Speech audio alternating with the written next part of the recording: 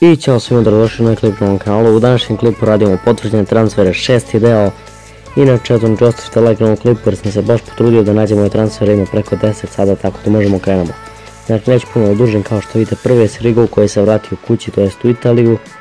I eto, znači brani sada, to jest branit će u Torinu, za žalbe prešao iz Partizana.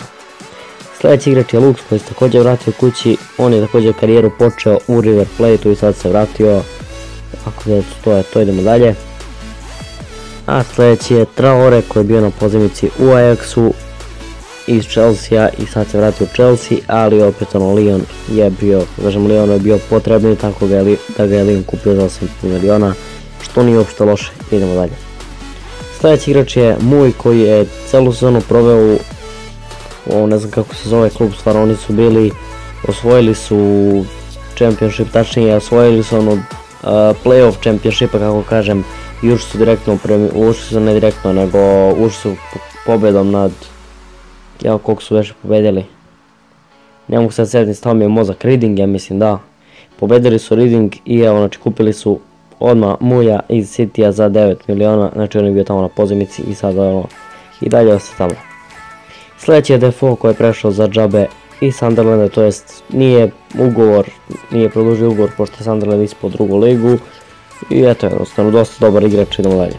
Samo što je malo matorog, dobro ne veze. Sljedeći je Gomiš koji je također bio na pozemici u Marseju, ali eto, Marsej ga nije kupio, 2,5 miliona u Galatasaray, tako da to je dosta dobar posao za Galatasaray, 2,5 miliona za tako dobro napadača.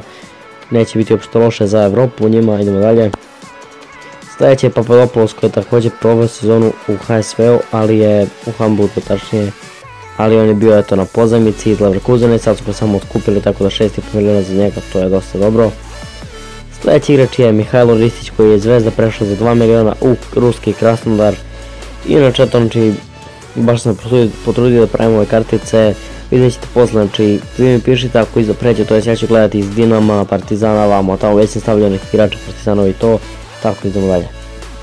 Sljedeći je evo ga Lopez, znači opet sam rekao, stavljajući sve, ovu karticu sam sam napravio, vidite da se dosta razlikuje od ove prave.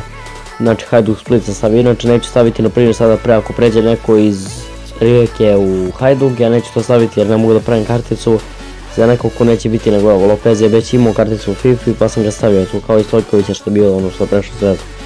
Sljedeći je Eik ili Ake, mislim da se Ake kaže tako pravilno. On je prešao, znači je bio na pozemici u Bournemouthu pa se vratio iz Chelsea, znači odmah bukvalno, ali nije mnogo igrao u Chelsea-u. Ono što je igrao baš nije oduševio, tako da vratio se maltene nazad u Bournemouth za 22,7 miliona. Sljedeći je Insua koji je prešao iz Deportiva, meni se čini da ovo Deportivo, sekundu, jeste, lako kod Tuna je, mislim se čita. Prešao Schalke za 3,5 miliona, ok, znači iskoro nisam ni znao za njega, tako da nešto pričam. Sljedeći je igrač koji je prešao u Romu, znači Roma je krenula ozbiljno da se pojačava, kupili su Morena, kupili su desnog beka, ako Manolos ode oni će se baš ono, neće imati tu ne znam Florenciji, ne znam do kada će biti povređen, to je malo problem za njih, ali kad se vrati Florenciji bit će to super, imaće dva odlična desna beka, tako da idemo dalje.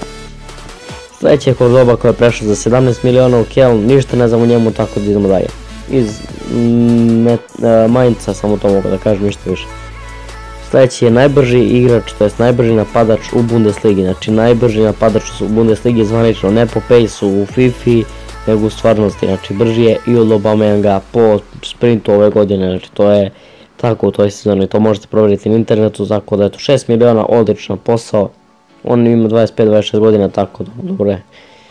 I sljedeći je Perez koji je plaćen 25 miliona pre 2 godine, tako da stvarno znači velika nada je bio, ali eto nije ispunio, tako da se vratio maltene u Argentinu. Inače dosta njih se vraća u Argentinu od Argentinaca ovih ili Brazilci u Brazilu, pošto ono nostalgija neka, tako da.